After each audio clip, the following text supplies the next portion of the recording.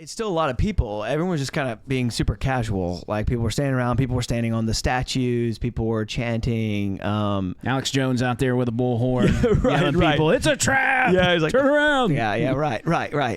They're turning the Capitol gay. You know what I mean? right. Yeah, exactly.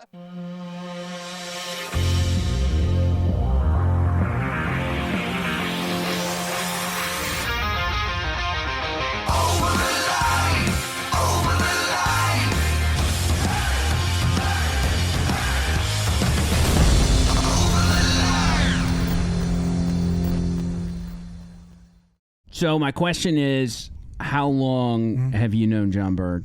Like, what year did y'all meet? Yeah, I've known John since 2020. We worked together for a general contractor. Has he told you how his life went in 2020? He started working at the radio station, and then COVID hit, and everybody disappeared. Yeah. I guess I was probably in the middle of all that. Yeah, it was like we worked together like right before I actually got the job there, and I got the job and did a coronavirus parody, My Corona. Did really. I said, this is gonna be great, and then everybody had to go home. Yeah. So it was. And then you got in trouble, and they made you stop playing it, right? Yeah, corporate made me stop playing it, and then I was by myself and had my little iPad, and the hosts were on there, and it was me and Valerie Vining. She was a news director at the time. That was it for the building for months. That was actually the first time I met him was over Zoom as well, because I was at the time I was out of radio, but I was filling in for some of those guys. Okay. And so he was on the morning show. I filled in. I saw him over Zoom, and I'm like, seems like a nice guy, I guess. He was a little quirky, but probably a nice guy. Yeah.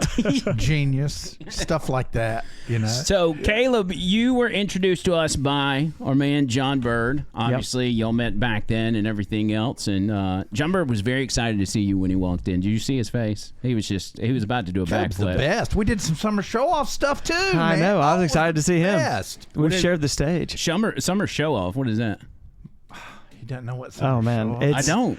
Yeah, it's just the greatest camp on the planet, really. It's like a show choir dance. Yeah, they teach confidence and character through song and dance. Yeah, and I've been working. I was working with them from 2009 till a couple of years ago. Yeah.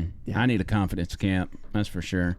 Oh yeah, like a self-esteem issue. We'll get you They'll get you signed right. up. Yeah. Maybe we should do that. We'll record it. Yeah. Maybe too late for the Christmas show, but I think we can get you on for next summer. Yeah. So Bird's been talking a long time about getting you on here because you've got a pretty wild story dating back 3 years now. Yeah. Where you ended up at the Capitol on January 6th. In the lead up to that, obviously a Trump supporter. Yeah. Let's go back to, I don't know, Election Day 2020. Okay, we're all kind of. I think we all had a confidence about us at that point, and we were like, I mean, Joe Biden can't speak. He's campaigning from his basement. There's no way this guy's going to win. Right. And then we see what happens over the next day or two, and then middle of the night ballot drops and everything else. Where are you at that point? Like, where's your headspace? Yeah, so I was in my second and a half year at Samford.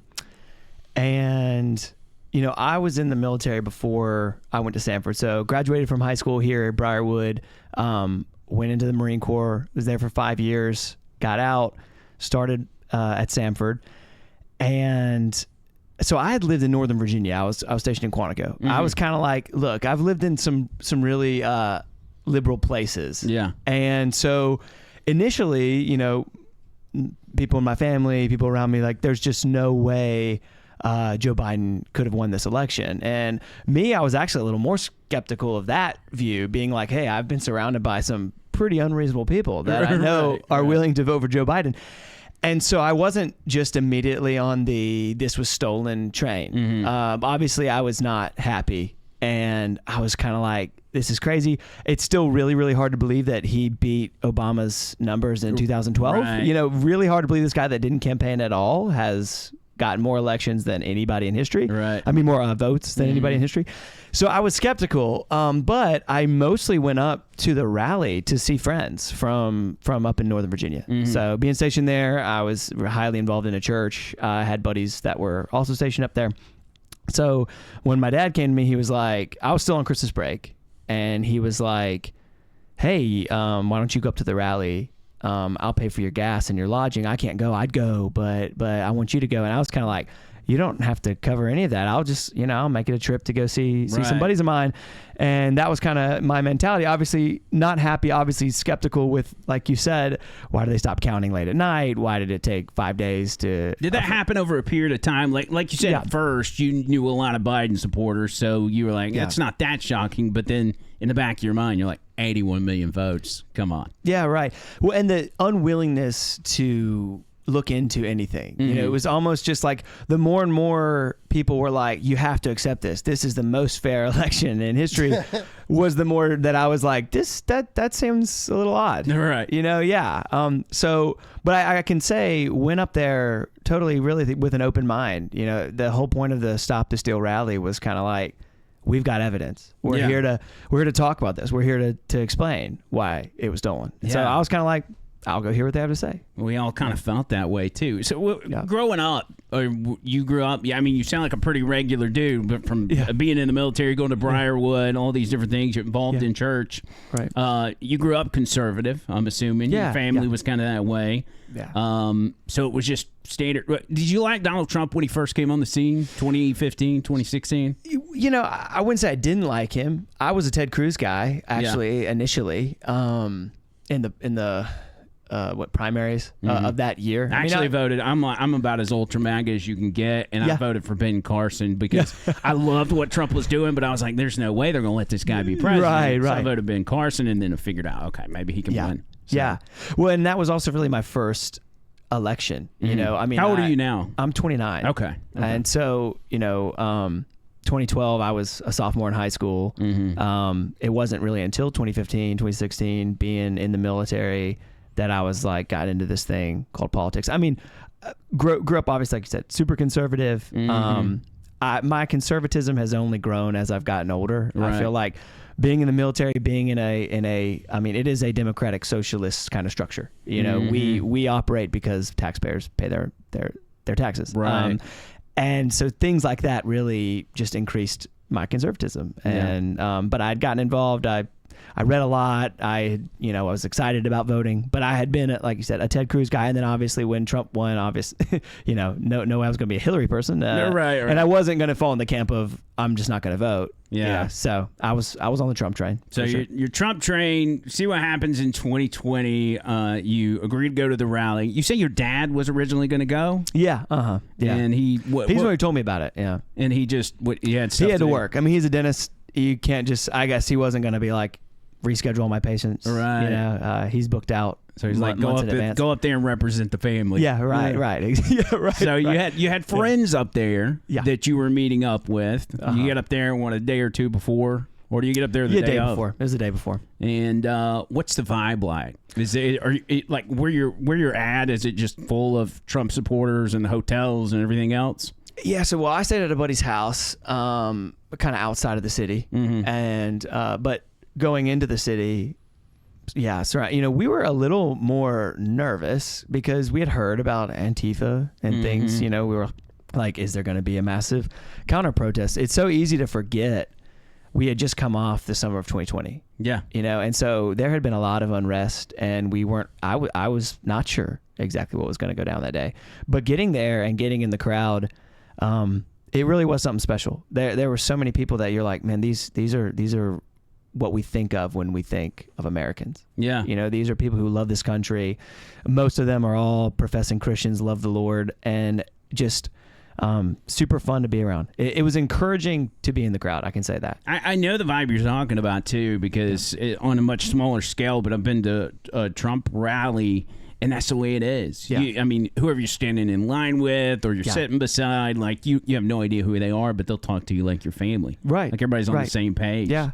And it's something you don't get anywhere else. It's true. You think every other aspect of our lives are just so reinforced with the leftist agenda. In movies and TVs and being on a college campus, which is where I was at the time, coming from living in Northern Virginia, it really was unreal being in that crowd, because I was like, oh my gosh, so many people that think like me and love this country like me exist. These are my people. Yeah, and I'm surrounded by them. So, and I can say nobody was talking about going into the Capitol out in the crowd. Nobody was talking about, oh yeah, and later we're going to go do something illegal. Right, No one was saying anything like that. Yeah. It was just really, everybody was in good spirits. They were optimistic, even though we had been dealt a shocking blow. Mm-hmm. And I just really loved being there. And was the big attraction was Trump speaking at the where was he at? What part of the Capitol was that? What do they call it? The Olympus? What is that area called? I can't remember. Sure. Well, we were kind of in, but we were all. The stage was in front of the backside of the White House. Mm-hmm. Not really close to the White House, is on the street, but the whole crowd was in between the Washington Monument and the World War II Memorial. Yeah. That massive lawn. So that's where we all were. How many people do you think? Oh, I mean, yeah, gosh. 100,000? I mean, thousands? I don't know if I'd say hundreds of thousands, but I would certainly say like it was more than Bryant-Denny Stadium. Sure didn't look like a lot of people. It was a ton. I mean, people were everywhere. And everybody sitting there listening to Donald Trump speak. He goes on like he normally does, probably for an hour or so. Mm-hmm. And we all remember what he was saying. He was basically, hey, Mike Pence, do the right thing, send this back to the states, which is a very logical thing to do. It was not something that was some crazy theory that had never been attempted or never been talked about in Congress. They had the ability to do that, and he was simply saying, do it. You see all these people, they're lifting their voices to say, do what's right. We know something went wrong.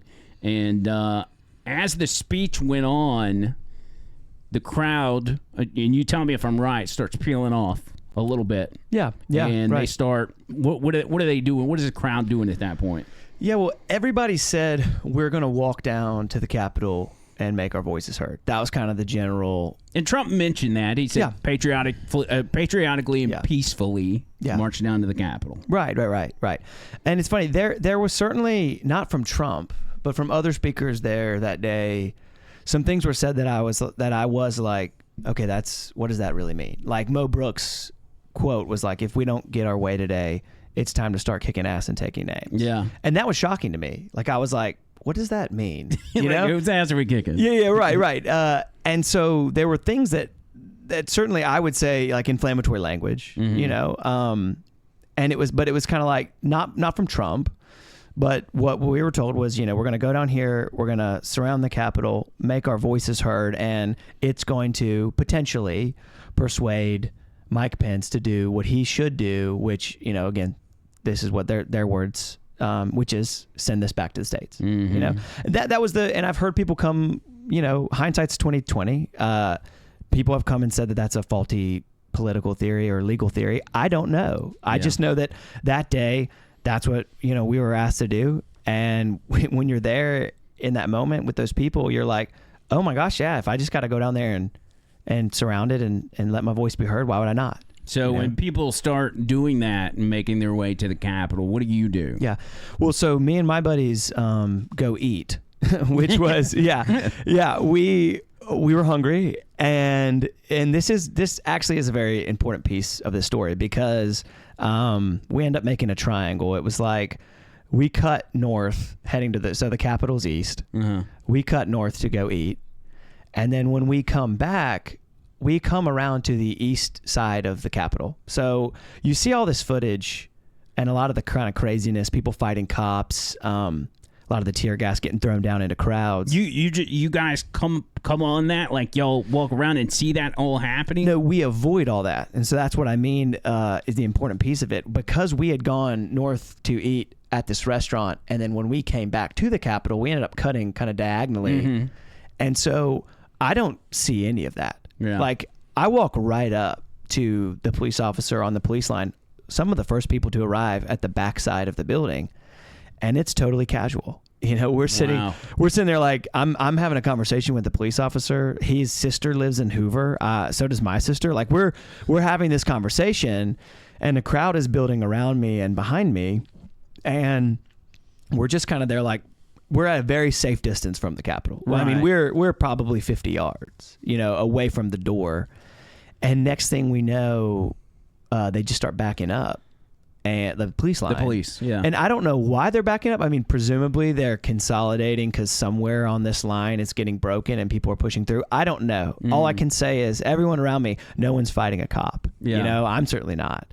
And so I have people pushing me on the back, you know, and saying, get up there and keep the line up along with the police line, you know? And so I'm like, okay, yeah, sure, you know, and before I know it, I'm pressed against the door of the Capitol with, you know, hundreds of people behind me, all pushing. And when I tell you, I am so crammed up against this door, I've got my arm around the cop. My face is here. His face is like right here. And we're just getting pushed. I mean, it's like being in a mosh pit, but there's no room, you know? Right. And so we're sitting, and again, up to that point, nobody had pushed a police officer. Like, nobody was being violent towards these police officers. I don't know why they kept backing up. I just know that they were, you know? And so I find myself in this position. Of course, you know, everyone's yelling like, this is our house. Like, we're allowed to be here. We're allowed to enter here, you know, which for all the listeners, you're not, you know, you're not allowed to just go in to the Capitol. All right. Really. You can't. Yeah. But, you know, when you're surrounded by people and they're all telling you this, it's like, you start to be like, oh yeah. You get caught up in the moment. Yeah. Right. Yeah. You're like, yeah, I mean, that makes sense. This is our house. Like, it's not, you know what I mean? But I'm finding myself there next to this police officer and still having a totally cordial conversation. And he looks at me and he's like, you need to get out of here because it's about to get bad. And I was like, you know, dude, I don't know where you want me to go. Right. I'm with you. I'd leave right now, you know, how many people do you say is behind you at this point that have pinned you up against the Capitol? Yeah, I mean, hundreds. I'm looking out behind me and I can't even see the street or anything like that.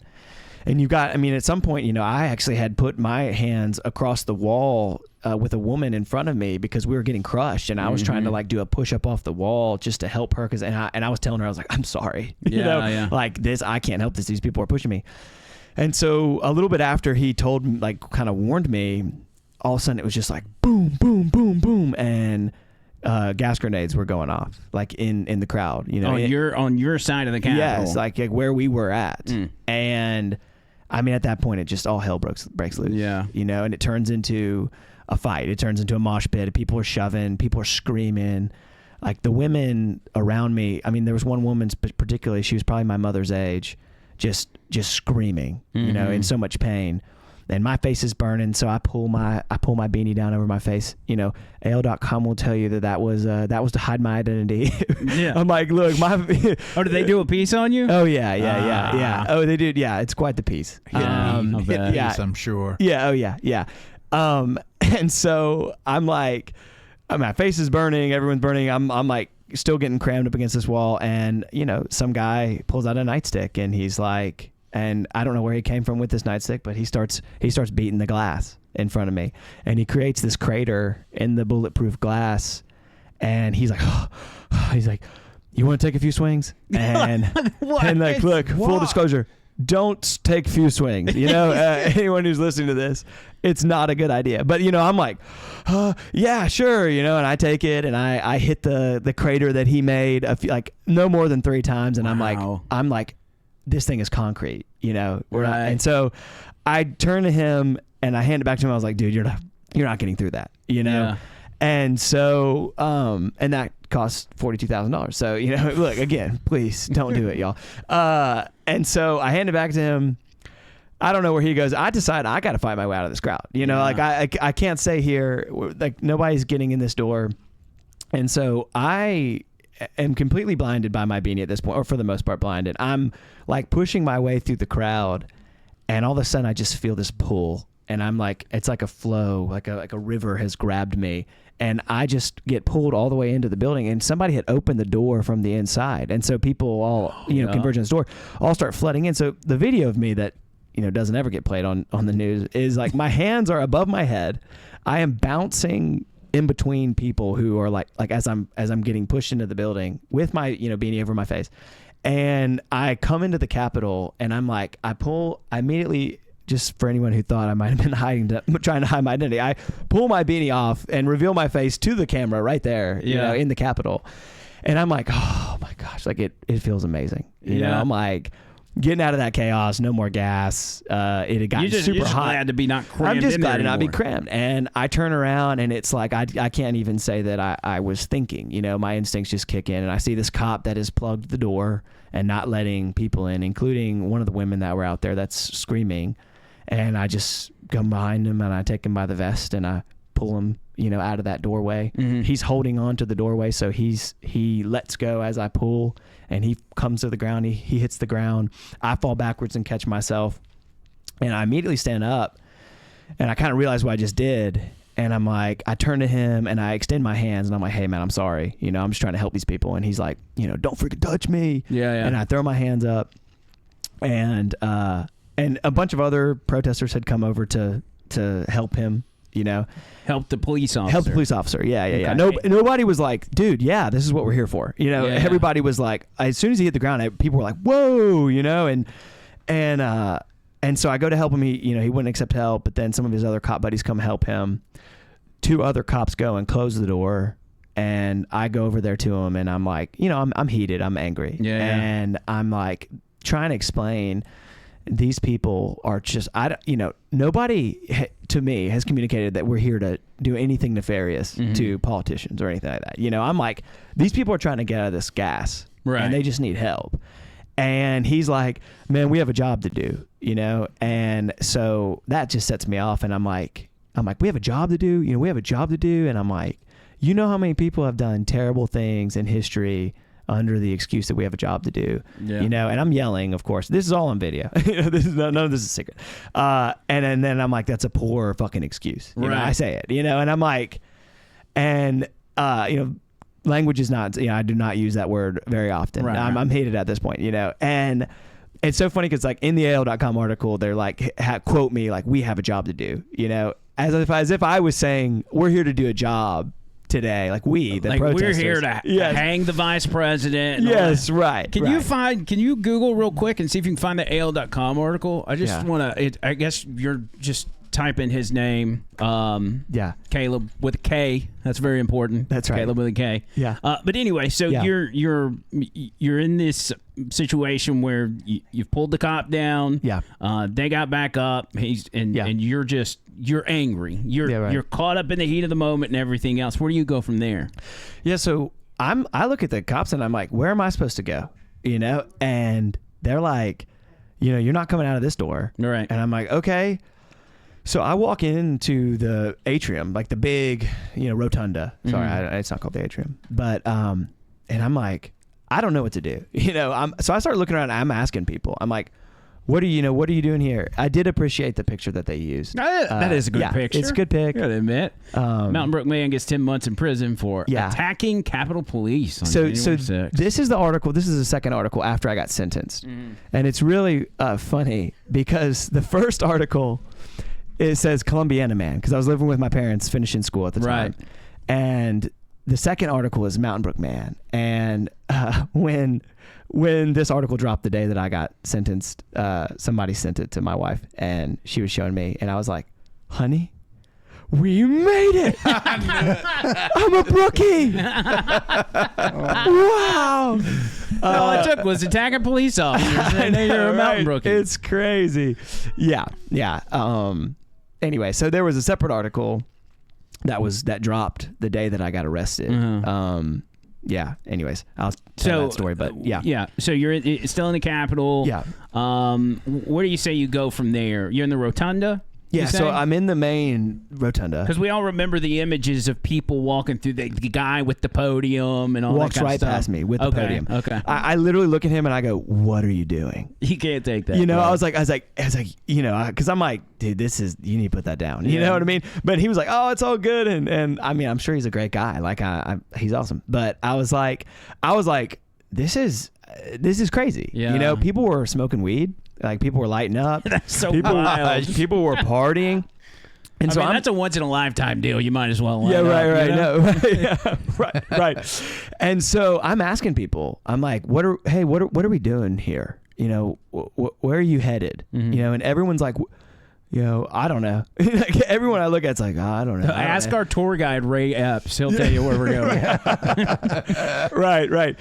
And so I ask a few people, everyone's like, we're heading down here. And the crowd is all congregating outside of this room that I now know to be, I believe, the Senate chambers. Right. I now think were the Senate chambers. If you showed me a map, I could tell you. But it was like, have you looked over that map a lot ever since this happened? No, I can't look at the map. No, so I work my way to the front of this crowd to get up to the guy who's at this door, and I ask him, I'm like, hey, what are we doing? What's in the, like, why are you trying to get in this room? He's like, we got to get in here. And I was like, why? And he's like, we just got to get in here, you know? And he looks through one of like the broken windows or whatever, and he's like, whoa, gun, and yells like somebody on the other side has a gun or something. I'm like, this is crazy. I got to get out of here, you know? So I work my way back to it, and I'm just like, I'm just going to go back, because this building is huge, you know? I'm like, I don't want to get lost in this building. Now, at this moment, you're talking about the guy with the gun that was Officer Byrd who shot. Is that no? Is That's a a different completely situation? different door. Okay. Yeah. I just go back to the atrium, and thankfully the door that I came in was open again. So I can see it from the atrium. So I look over and I'm like, it's open again. I need to get out of here. You know, there's my ticket. I leave, link up with some my buddies, and it was just like, man, that was wild. And I was only in the Capitol for, it was minutes. It was not, really any long length of time. And we just get out, we leave, and I'm like, that's wild. So when you leave, what is the crowd like outside? Have they dispersed, or is it like what happens there? Yeah, no, it's still a lot of people. Everyone was just kind of being super casual. Like, people were standing around, people were standing on the statues, people were chanting. Alex Jones out there with a bullhorn, yelling people, it's a trap. Yeah, he's like, turn around. Yeah, right. They're turning the Capitol gay. You know what I mean? Right. Yeah, exactly. So he was crushing it. Yeah. And so I'm just kind of like, man, we need to leave. Right. We need to go. We did. Got out of there. Got back to the car. Got back to the house. And it was like, man, that was wild. You know. And prior to that, it wasn't until the next day that you realize like everybody was not okay with that. You know, like even in the moment, and that's again why I say hindsight's 20/20, and it's so easy for people when they look back on January 6th, like that was so barbaric, and you're like, not only were we coming off of the summer of 2020, but we didn't know if masking was going to be a permanent thing in America. Right. There was no signs of like, we're going to get reasonable. That hadn't happened yet. Like, here we are in 2024 where we're like, okay, yeah, masking was a thing of the past for most people. This vaccination mandate fell through, but none of that. We didn't know any of that. No. Yeah. It was a very scary time. Even with Trump being president in 2020, with the chaos that ensued and a lot of it manufactured, how was you supposed to know? COVID was just a weird time for everybody. Yeah. But if you compare the Summer of Love to what happened on January 6th, if you run the numbers on Minneapolis, there was a lot more damage done there than there was at the Capitol. Yeah. I remember watching it happen in real time. And my initial thoughts were when the crowd goes to the Capitol, and maybe even when y'all started hitting the windows, I was so frustrated with the election. I was like, that's what they get, I was kind of cheering everybody on, and a lot of people felt that way. But then it's when the media coverage, when you start to see how the media is covering it, you're like, oh, this is going to be a bad thing. Like, they're really going to utilize this and use it against people like yourself, but people that weren't even there that just simply support Trump. And you see what they did. You couldn't even talk about it. Right. Our company that we work for, this was before I got there, they put out a memo and said nobody can talk about it. Nobody can talk about January 6th or can't say yada, yada, yada. Yeah. So it was a big deal. Yeah, and they used it. Ironically, you were talking about the moment. There were several victims that day. Roseanne Boylan, obviously Ashley Babbitt, and that's what you say somebody shouted, there's a gun. That's what that reminded me of. Today is Ashley Babbitt's 39th birthday. Really, today? Yes. Yeah. Wow. Which is crazy. Yeah. We saw that. Tony Gump pointed that out this morning, and we talked a lot about that on the radio show, on the podcast, and everything else. Yeah. So before I get sidetracked, let's go back. So you leave the Capitol. Yeah. You go back to your hotel or stay at your friend's house. Yeah, right. And that's when reality sets in. Yeah. Hey, this is not good. Yeah. Do you at that point, are you like, well, I didn't do anything wrong, so I should be fine? Yeah, right. Actually, there was a clip of me on Tucker, and it's a funny clip that somebody had posted on TikTok that had like 1 million views. Because during that time where I was crushed against the door, there was all these people, all these photographers on the other side taking pictures of the crowd, and I was like, oh, they're gonna try and make it look like we're a bunch of angry protesters. So I'm gonna kind of smile at them and wave, and I was like pointing at the door. I was like, can you open it? Like can you let us in? Like I'm crammed there. I'm like, can you let us in? And that was on Tucker. It's super hard to find. I have the video. I can send it. Yeah, Anna's got it too. But it was like that was just playing in the background during a segment, and somebody filmed it and put it on TikTok, and someone was like, let's storm the Capitol, but respectfully. Respectfully. Yeah. And so I see that clip and I comment, and I'm like, this is me, because I'm like to think it's funny. Right. And then I had they're like tagging the FBI in the post. Yeah. At FBI. Yeah, right. And so my cousin texted me a little later that night, and I love my cousin. She's awesome. But she was like, you can go to prison for this. Like this is not a joke. And it was very like, oh, okay. So I did delete my comment on that. And it's so funny, between that and between me taking my mask off, you probably think, oh, the FBI had no hard time finding him. But the reason that I got found out, at least in my indictment, is that because a buddy of mine ended up turning me in. Really? And so, yeah. And so the next day I'm driving back to Alabama, and I get a phone call from a buddy of mine. And I mean, this is a close friend of mine. And I feel the need to preface this, because there's a couple aspects of this story that are like this, but I don't want to ever do anything out of revenge. That's not the point of me coming on this podcast. And it's something that I've had to pray a lot about, especially early on after I got arrested, because when all the media blitz happens, there's this desire to be like, I want to get on a podcast and say my piece, and it's kind of like, I'm so thankful to God that I can sit here right now with a lot of peace and joy in my life, having coming through this. And it's not why I tell this part of the story, but it's the story, and I try to be like, this is what happened, and I've forgiven this person, and I don't, harbor resentment. I believe vengeance is mine, saith the Lord. And so that's not my point in anything that I say here. Cause there's, again, other aspects of this story that are like this, because this became and still is such a dividing thing, even amongst Christian conservatives, and so anyways, he calls me on our way back, and point blank asked me, did you go in? Now this is a close friend of mine. I stood in his wedding 2 months prior to this. It was a COVID wedding, so it was one of those hey, we can only have a handful of people, and it's going to be a tight knit group, and I want you to be my groomsman. I fly up for the weekend, and I stand in his wedding, and he asked me point blank, did you go in? And I was like, yeah, I did, and he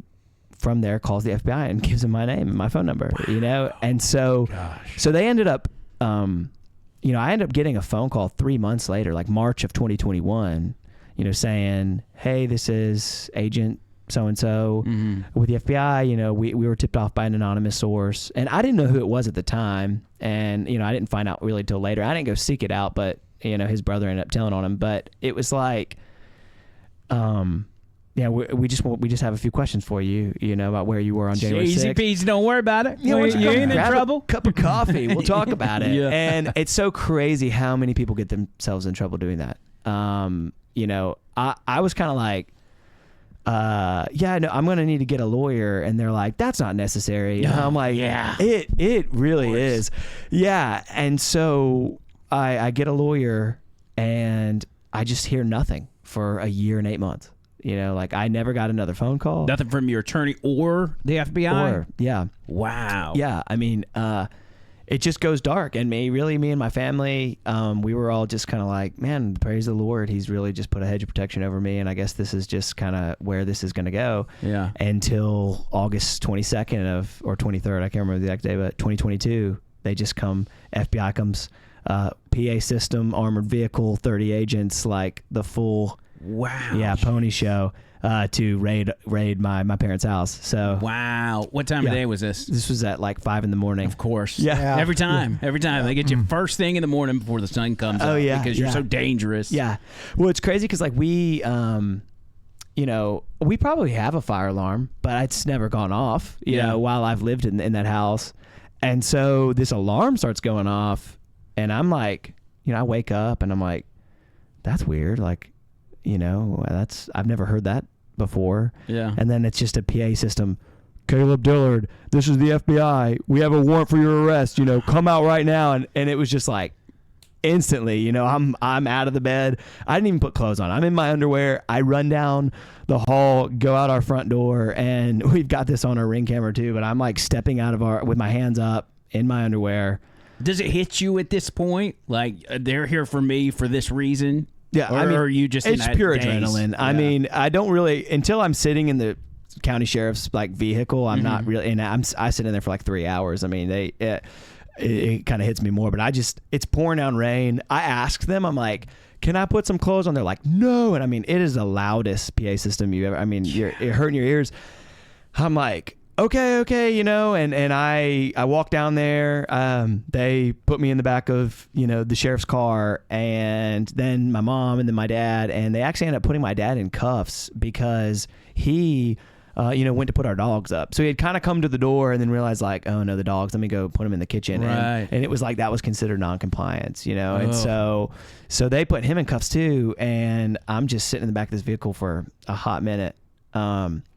They finally opts to get me some clothes, and John will appreciate this. I told them, I was like, you can go to my rack of clothes in my room and just grab anything. It all fits me, And so they come back with a Summer Show Offs t-shirt. We're just kidding. And so my mugshot is in a Summer Show Offs t-shirt. Wow. But it was like, what are the odds? But I wasn't want to be like, okay, so I know I said any shirt, but like not this one. Not this one. Yeah. And so Robin would not be happy. No. So they give me the clothes, and then they go through our house for, it was several hours. So they ransacked the house. They searched the house for what? Yeah. Looking clothes. for the nightstick that you used to hit the window? Yeah, right. I mean, gosh, if I had owned a nightstick, I imagine it would have been added. I don't know. Right. But, they were just looking for like identifying pieces of clothing. Was this a mix of FBI and local police, county police? Yeah, so it was the FBI and then the sheriff, Shelby County Sheriff. And I was told, I don't know if this is true, but I was told that after this, the sheriff or Shelby County kind of said, hey, we're not doing this anymore. We're not going to be a part of this anymore. And I would love to believe that was because they were like, wow, this is a normal, good American family's home that we are tearing through, And so but that day I spent most of my time in the sheriff's car, and then got moved over to the FBI, and they took me downtown. Wow. So yeah. Took me downtown. I'm in this like cell block. They cuff you on the wrists and the waist and the ankles, and so you like the heavy duty cuff. Yeah, it's a full. What jail are you at, or where do they take you? Is it downtown Birmingham? Yeah, it's like attached to the courthouse. Yeah. Okay. Yeah. And so sit in the cell for a little while, kind of go back and forth between getting all the prints and taking my photos and all that, and then my lawyer comes, and so I meet him, and I mentioned this to them in the car because my lawyer had communicated to them like, hey, my client is fully cooperative. Yeah. He's not planning on fleeing. I kind of feel dumb. They found all the articles of clothing, like relatively quickly. It was like the jacket, the beanie, like everything, because I wasn't like, oh, I need to ditch this. Right. I'm just not. I wasn't in that mindset. And so we had told them like, hey, I was kind of like this was unnecessary, in the car ride downtown. And they were just like, yeah, that's, they said, yeah, that's a battle that we've been fighting for about a month, but we kind of had to do this. This is FBI or local police? FBI. Really? Yeah. And so, I do think that those people had marching orders like, hey, you got to make it count type of thing, and I will say, like, those guys were, totally respectful. There wasn't, obviously, while totally disrespecting our family and everything, but it was, I do want to just give credit where credit's due in the sense of, they were not rough handling me, and they didn't trash our home and things like that. You know what I mean? It was kind of like, I do feel like hearing other people's stories, especially when I got to prison, and other stories you hear online about Gen Sixers. It was like, man, what state you're in, I think really matters. Yeah. And I know people that are in higher forms of law enforcement, federal law enforcement, that they're the same way now. They're just so disenchanted with everything that's gone on. They're demoralized. And so I believe that. I mean, I can see that. Right. I mean, I can only imagine the eye rolling that occurred when it was just like, because if you saw the file they left at our house, I mean, they've got photos of our house, they've got all my background information. It's kind of like, man, how many years they've been tailing me and building this profile on me, and they're saying like, oh, he's a cheerleader at Samford University, okay, and he works for a singing and dancing camp, and he's teaching Sunday school to the 6th grade boys at his church. You know what I mean? And now we're gonna raid his house. That's like crazy. Yeah. Just the amount of money you just think spent. What a waste. I know. Such a waste. Hours put in.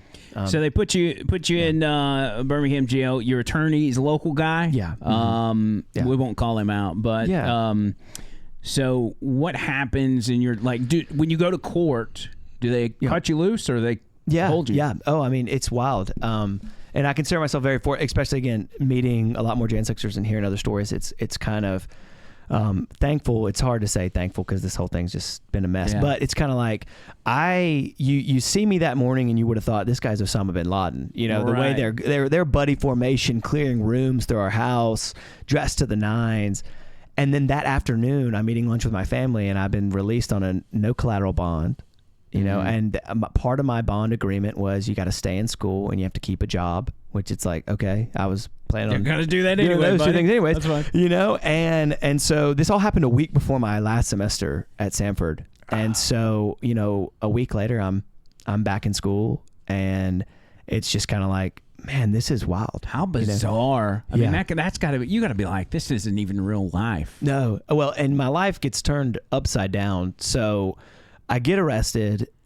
I'd been combing for years through, like, if anytime there was a documentary or something on YouTube, I'm looking for me, know, like, please don't see me, please don't, you know what I mean? And so I'm like, I'd looked for so long and I could never find anything. And then of course I get arrested, and it's like that afternoon, major news outlets like MSNBC had a piece on it. AL.com, obviously, the videos getting pushed around, and it was like, oh my gosh, like, where's all this stuff been, Yeah. And so all of a sudden, it's kind of like, oh wow, like I use the term public figure so lightly, but it feels like, oh my gosh, like the world's tearing me apart, and you're getting some serious coverage. I mean, I didn't realize you're more famous than we are. That's pretty crazy. You were on Tucker and everything else. But so all that stuff happens. I had been engaged to a girl at the time. Mm-hmm. She FaceTimes me and just ends everything. It's like, you're going to prison for a long time. Yeah. Like, your life's over, essentially, and so that ends. I had been under contract for a house in Mobile because that's where I had been planning on to move. That's where she was finishing school. I had gotten a job down in Mobile, and so it was like, had to cancel the house, call a realtor, call that off. Had to contact the job and be like, hey, I'm sorry, I'm not moving to Mobile anymore. And I was honest with them. I was like, I was just arrested for this, and this is what's going on in my life. Yeah. And they were super kind.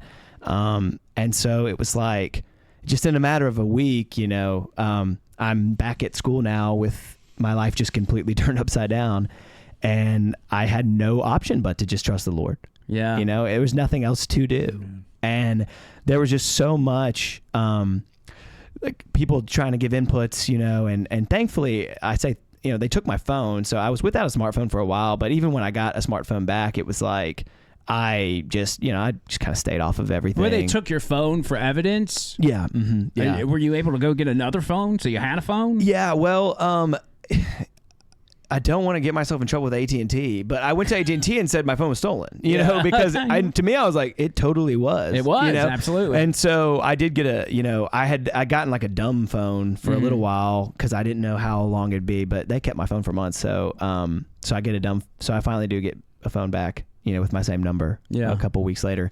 But I just was like, I can't, it's something when it comes to this point where it's like, it's so big that I have no option but just like say, God, this is in your hands. Yeah. Because if I want to make myself super depressed, I can, diving into how many people have been burned in my shoes. Yeah. And then if I want to find some hope, I'm sure I could find some cases where people like didn't get this or didn't have this, or, oh, I can beat it because of this. You know? You call John Bird. He'll tell you his car overheated or whatever, and you'll feel better about yourself. That's for nothing. That's right. No, that's right. That's just today. Yeah. And so I really just kind of was like, I got to take every day by the day. And so I go back to school, and thankfully it's awesome how little people watch the news. And so like nobody hardly knew. Were you afraid you were going to get to school and like everybody's going to be talking about you? Right. Like, I mean, every time I see someone like glance at me for 1 second, I'm like, oh gosh, they know, they're talking about me. At one point I did have a moment where this guy, he kind of smiled at me for like an extended amount of time. And I was like, don't you? And he was like, what are you talking about? And I was like, oh, frick. So I can say I had two people the entire semester that said like, hey, like I know what's going on, like what, like are you okay, what's up, and it was just it really was a blessing, because I thought I was gonna get kicked out of school. And I mean, kudos, I can't tell you how many of my professors knew and who didn't, but whether they knew or did not, they did not treat me any differently, and I really appreciate that. And many of them would be like, Caleb, what are your plans when you graduate? And I'm like, well, if I'm not incarcerated, I might want to get into real estate. You know what I mean? Like, I don't know.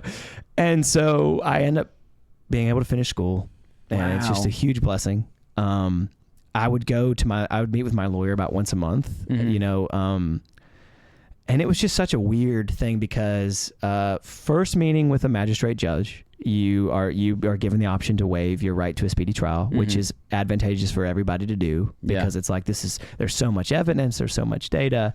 It's really not good for you to say, I wanted to have this in 90 days or 30 days or whatever it is. And so from that point on, the government just drags you, Right. And for me, I was kind of like, look, it seems like the further away from this incident we get, the better. Yeah, so I'm not gotta forget about it. Won't look as bad. Yeah, like I'm not trying to rush them, you know. But also, you have this cloud kind of lingering over you, and so, I finished my semester, and I have a wonderful semester. I was super blessed, and I meet with my lawyer here and there, and it was like they would have these things like status hearings you have to have, and they would just push it 2 months every time. So it was like, I'd have a status hearing in November, and then it'd be like, okay, now it's going to be January, or okay, now it's going to be, and they would do this like the day before. So I'd say all that to say, it was just this long period of waiting and really not knowing what's going to happen. And so December, they came to me with a somewhat of a verbal plea deal. And I don't know legal stuff, and the federal legal stuff is so much more stuff than the non-federal stuff. So it's just like, it's a mammoth of a thing. So I say all this like with a grain of salt. How it's communicated to me, my lawyer just says, okay, here are sentencing guidelines, and it's like a X and Y axis, and it's like, here's your criminal history, and that plays a role, and then here is like where your charge falls. And so obviously, like, you have no criminal history, so you're at 0 on this axis, but here's what they're offering you a plea deal for. And he explains it all to me and essentially says it's a plea deal for 2.5 to 8 years. Jeez. And I'm like, oh my gosh, that ain't gonna work, huh? Yeah. I'm like that's that seems pretty steep. Right. That can't be right.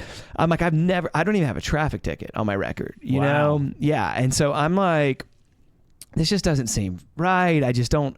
And I tell him, I'm like, I don't think I want to take this. And he's like, okay, well, they've communicated to me that if you don't take this, they're going to push for bodily harm. And they're going to try and get you put away for 20, is what he tells me. Gosh. Yeah. Which at that point, I'm like, well, that's even more of a reason not. I mean, like, if it's going to be 20, then we have to go to trial. I'm not going to take a plea deal for if I'm not willing to take a plea deal for 2.5, I'm not. You know what I mean? And again, and a lot of this was just like, I don't know what to do. I don't know exactly how this is going to go, but this just doesn't feel right. And I'm going to pray about it. And, the answer's no right now. Mm-hmm. And so I don't take that. Months go by. I finally get officially indicted in March of 2023. So it took a while. And that, how all it changed for me was I met my judge. It was like, okay, now you've been officially indicted, means we're moving forward. And so now you've been assigned this judge, and you need to come in my office, and we're going to do a Zoom call to meet your judge. This judge is in D.C.? D.C. Okay. All of these things are conducted over Zoom because it's all in D.C. Right. So except for the first day that I got arrested, which was in the building that I got taken to. Then you saw a judge there. I saw a physical, in and person. Then they transferred you to a D.C. court. Is your attorney representing you still a Birmingham attorney? Mm-hmm, yeah. Okay. Yeah, he is. Because I've heard some bad news about the D.C. attorneys.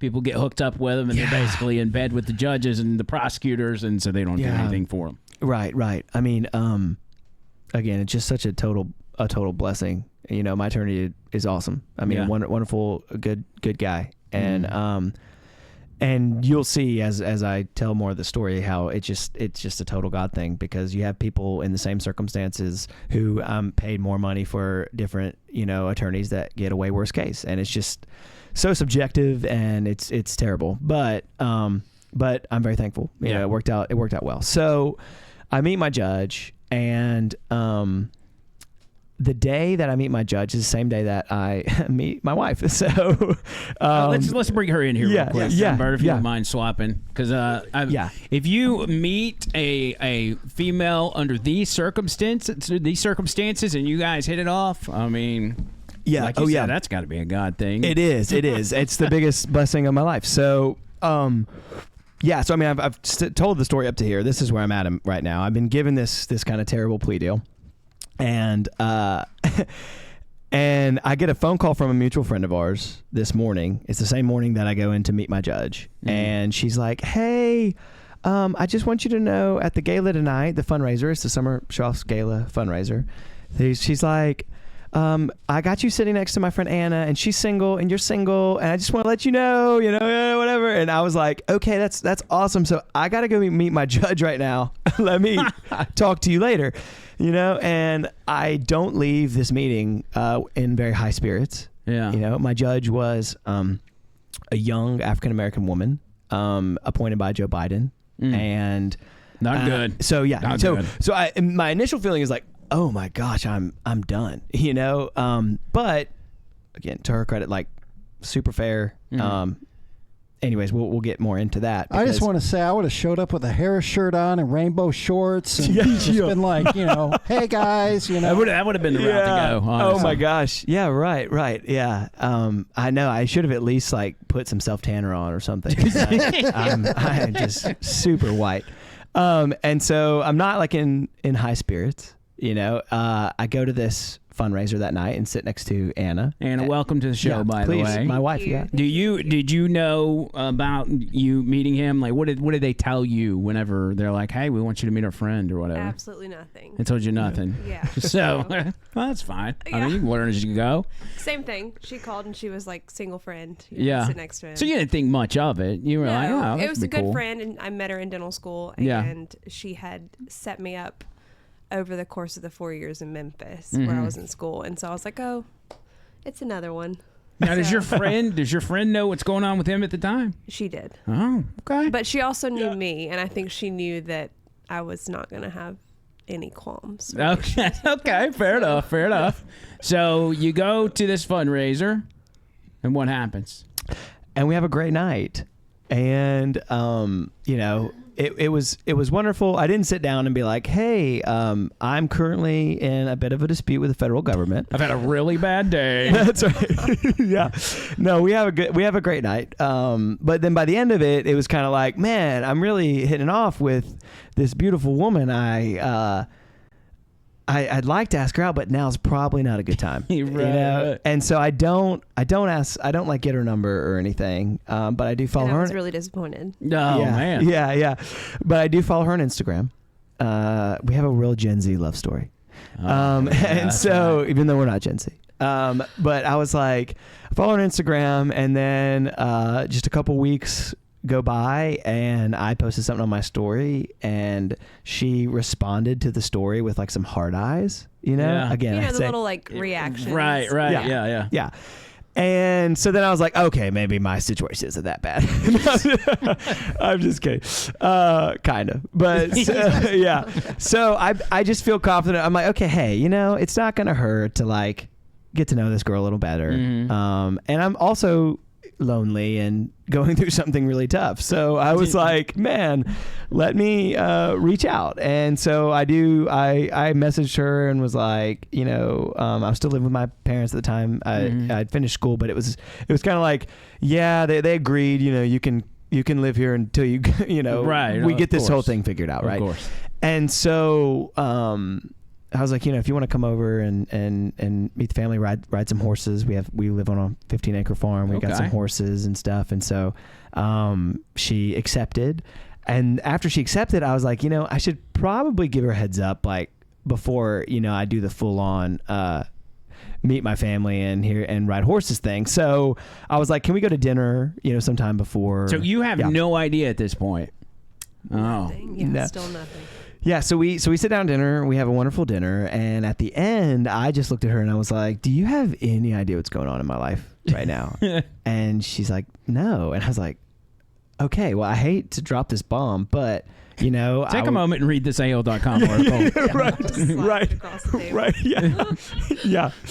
yeah. And so I just I tell her everything that's going on and where we're at, and I spin her up to where everybody who's listening is spun up to. And she's just like, wow, okay. And still agreed to go ride horses. Wow. So, were you shocked by this when he told you? I mean, you got to have some sort of reaction to it. It wasn't like I had like the visceral reaction of shock and awe. But I think, and like I've always said, I attribute all of this to God because I'm not a peaceful person and I worry about everything. Right. Like type A, everything needs to be planned to a T. She's a dentist. Yeah, well. And so something like this should have sent me into spirals and in the opposite direction. But in that moment, I just had like such a calm and a peace. Wow. And it was just kind of like God was like, you have tried to control everything your entire life. From, high school to college to dental school to residency, like you got to just let go. And this is your husband. Wow. And it was like, I tell people that first night. Yeah. I knew. Yeah. And you want to put yourself in a situation you have no control of, start dating this guy at that point. That's right. I was like, okay, this is my lesson. Yeah. Heard. Yeah. And so 6 weeks later, we get married. Wow. Yeah. So secretly. That's awesome. Secretly. Yeah. John Bert's so excited he's about to knock that TV off the wall. Yeah. Right. Thanks, John. Yeah. So and that was just to kind of like we'll backtrack a little bit from there. Yeah. Spoiler. But it was like we start seeing each other regularly, and a couple weeks in, I tell her, I'm like, look, because the judge ordered that day that I met her. She ordered my prosecution to give me a written plea deal. So they had said they'd give me a plea deal. My attorney was like, we have not gotten anything in writing. And so she says, you need to, by this date, give him a written plea deal. And so we hadn't received that yet. And I told her, I was like, as I got to know her more and as I fell more in love with her, I was like, man, I'm sorry, but like, you've got so many great things going for you. You're finishing residency, you're about to be so set, and I just like, you don't need to date me. You're probably still in disbelief that she's into you. Yeah, right. In the first place. Right. Of course. And she just looked at me and she's like, I'm not going anywhere. And I was like, it could be. I mean, let's settle in the middle of the plea deal that they gave me, like 4 years. Right. I'm like, that. It's just what if it's 4 years? And she's like, I'm not going anywhere. Wow. And so obviously I was sold at that point. Yeah. And so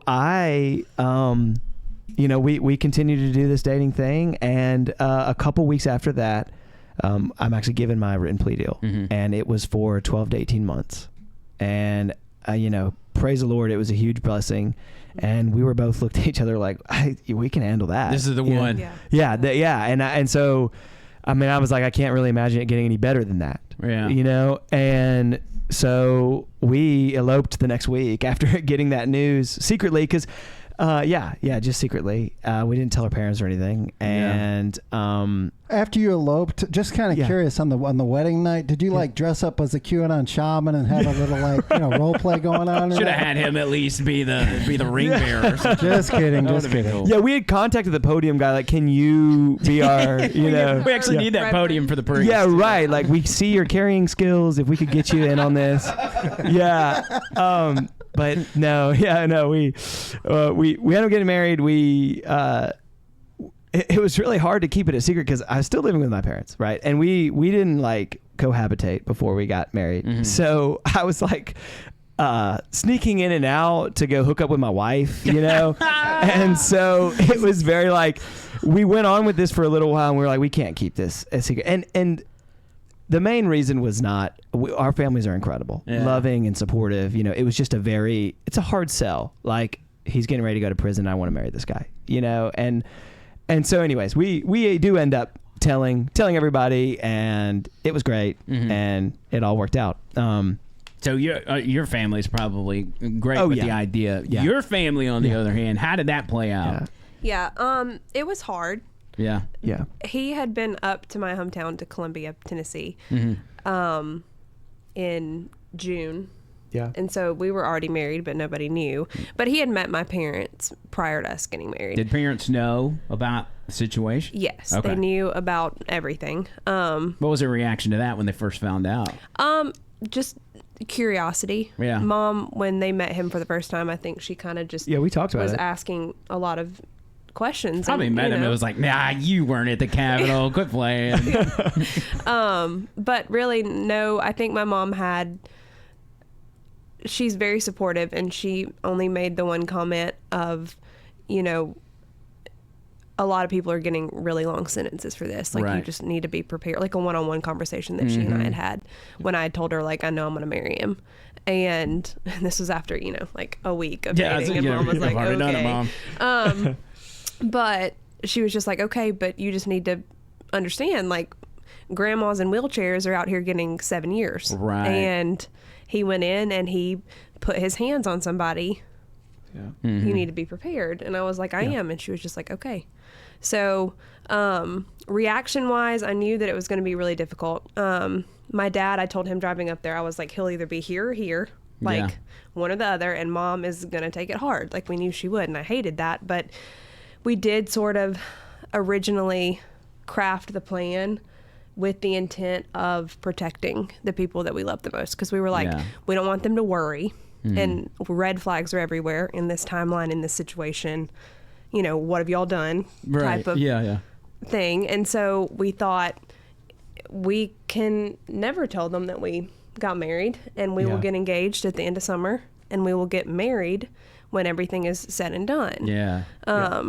Because our reasoning was like, we wanted the control and the commitment. The world was spinning out of control, but we could say, okay, we know we're going to be married.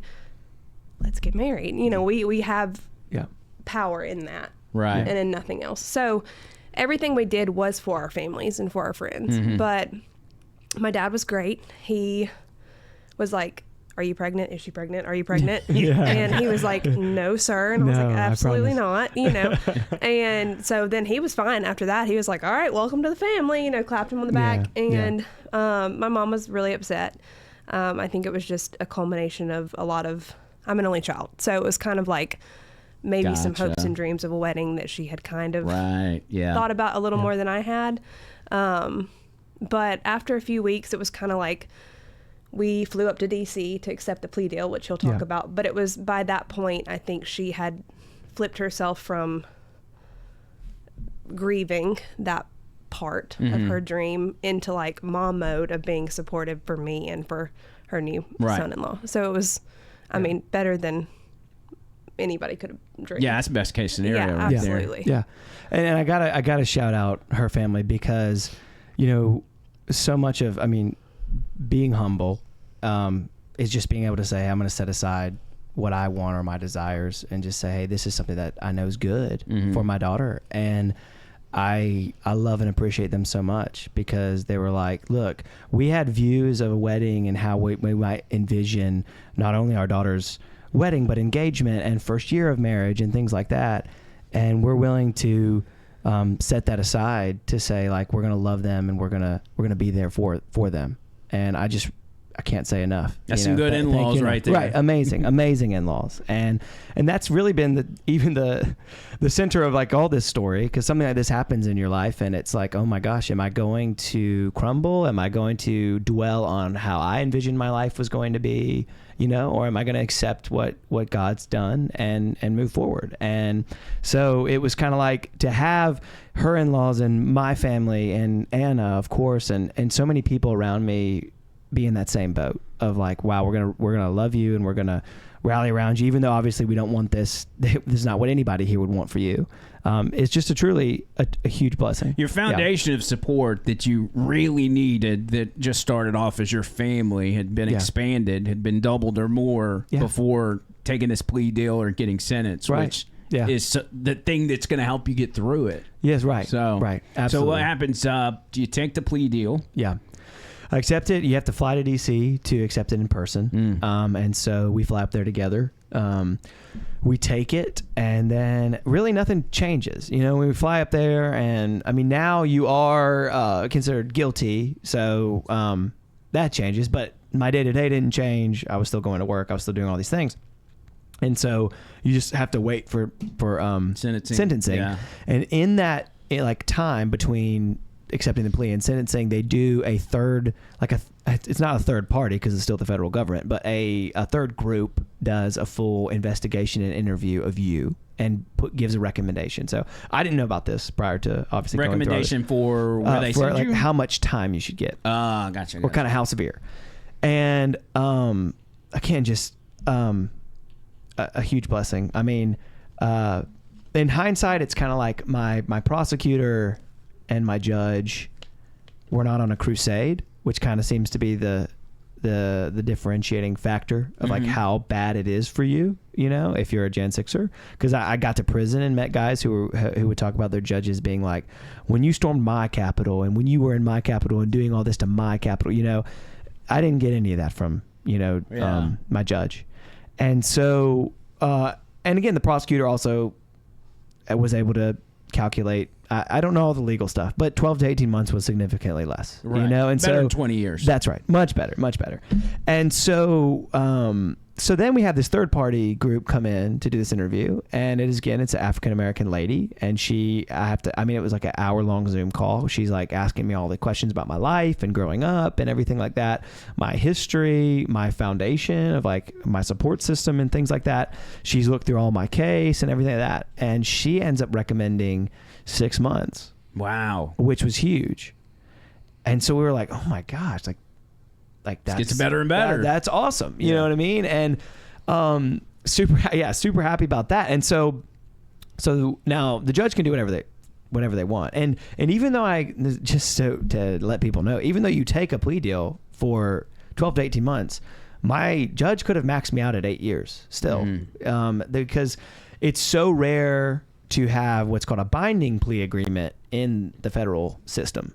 A binding plea agreement meaning the judge can't go outside of what the prosecution has set as the parameters. Right. And so my charge had a max sentencing of 8 years, but the prosecution was saying, we recommend this time. You now have this third party saying, well, we recommend this amount of time, and then it's totally up to the judge. They can do whatever they want. And so we were still going into sentencing, obviously nervous, of like, because she could have been like probation, Right. Yeah, right. And so we're like, this could be good, this could be bad. We don't really know. But we were super thankful to get in there and to come out with 10 months. Wow. I mean, essentially, she heard the prosecution, she heard me, and I had, some people testify for me, or one person testify, and I had people write letters and things like that. And she was like, I agree with the downward variance, which not as big of a downward variance that would have gotten me 6 months, but a downward variance. And so she ended up going 2 months less than the minimum. And so, we were just super, I mean, I cannot explain the weight off my chest. I bet. Just to know, because up until that point, it's like there's no planning your life. Yeah. How long had you spent with just this cloud over your head? Yeah, right. At that point, over a year. Crazy.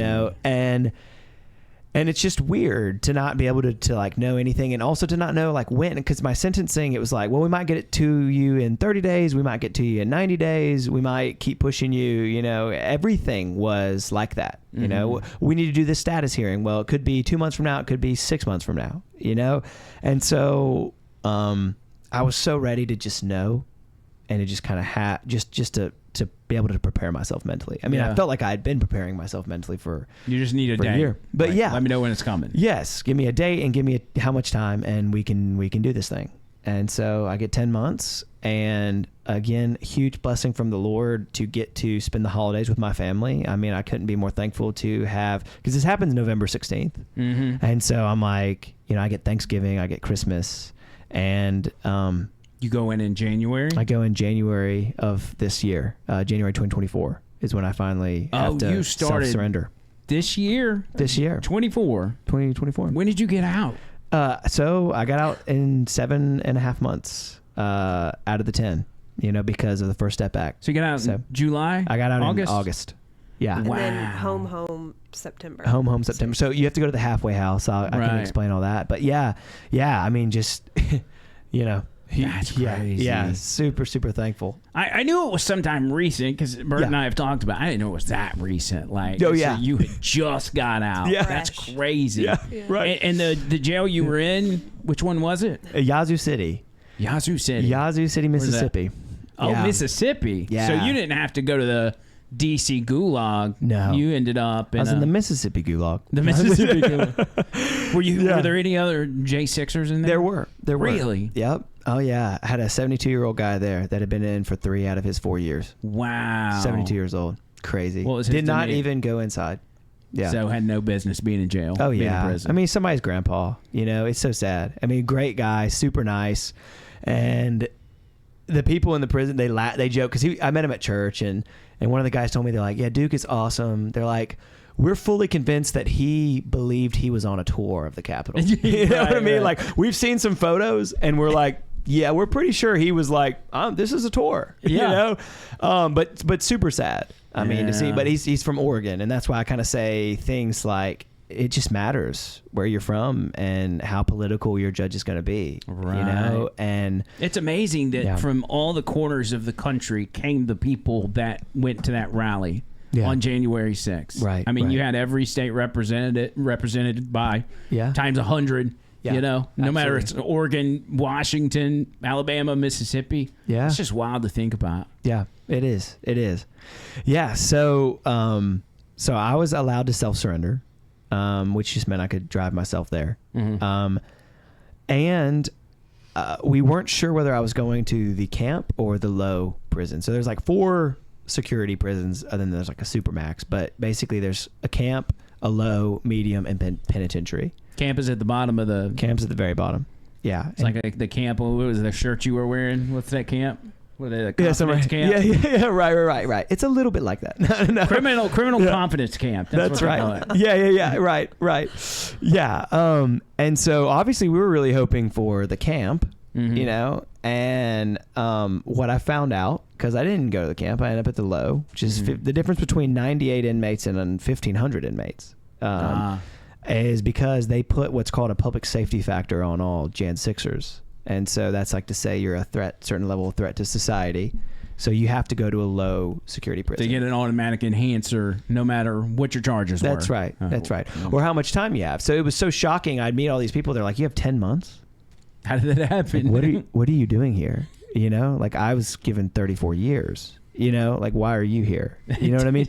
Did you wear the rainbow shirt to court? How did you get 10 months? Gosh, yeah. So it was just, anyways, but I say all that to say it was and a bigger prison experience than we thought. We were really hoping for. The camp, you get a little more freedom. They let people do like delivery jobs and things like that. It's more white collar crime, and so I was just out of prison with a lot If it more. wasn't for the enhancer, that's where you would have been. And I was told by a prior warden who knows nothing about the federal prison system. I just got to emphasize that.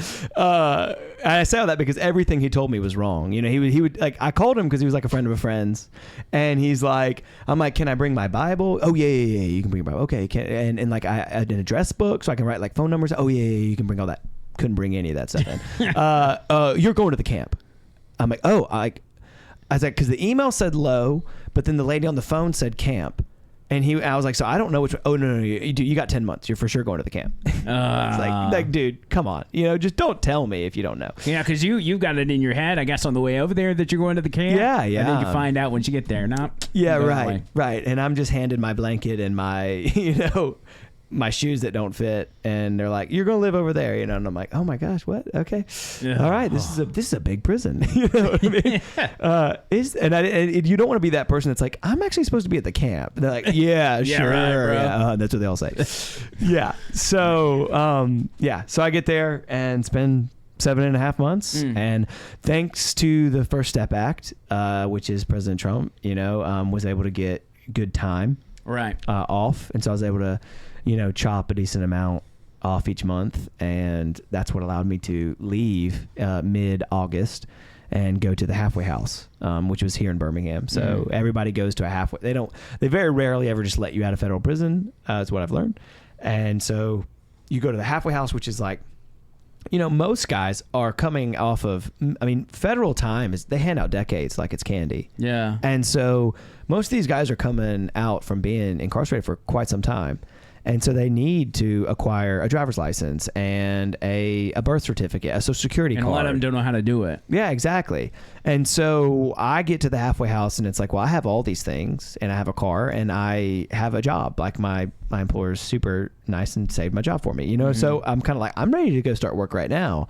And thankfully they, about a weekend, I was able to be back at work, and you still have to, you have all these kind of extra restrictions on you. You got to report to them, and you have to live at the house, and all that stuff. But I was just thankful to be out of Yazoo City. Obviously, it is a zoo there. They call it the zoo, and it is. It's just wild. Just wild. I can imagine 7 months probably seemed like an eternity. Did it not? Yeah. It was way worse for her. Yeah. It went by pretty quick for me. Yeah. I just feel like time was flying. See, you seem like a real personable guy, so I can see you being able to, kill the clock by just talking to people, hearing their stories, chatting them up and all that kind of stuff. Absolutely. But again, for her, she got the short end of the stick. I know. I owe it all to her and my family. This whole process, I think, was a lot harder on all of them.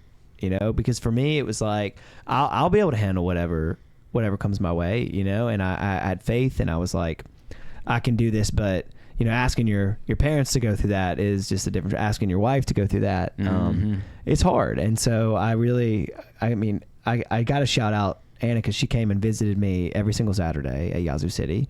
She would spend the full 6 hours in the visitation room with me. Wow. I end up spending 43 days in their version of solitary confinement over some complete BS. So they it's not full solitary. They don't have solitary at Yazoo City, but it's called the SHU. It's a special housing unit. And no phone time, no letters. You can send letters, but it took a while to get a letter out, and just a really nasty situation. And they allow you a visit for 1 hour, and she came every single week that she knew, just to visit me for an hour and then drive back on a Monday. And so, just honestly, I cannot say how thankful I am. How I am for her. Not tonight. That's Incredible. what I'm thinking as you're telling the story. I'm like, she's the main reason that you got through that. Oh, absolutely. There's no doubt. Absolutely. Yeah. It gave just purpose to this whole thing. Yeah. And allowed me to see I mean, it's just so true that God can turn what people intend for evil into something good. And that's what he was able to do with this whole story. And that's one of the reasons why we really just want to come on and tell and share the story. It's a great story. Because it's been so wild. And I mean, we could sit here and talk a whole nother hour just about prison and how absolutely crazy it is.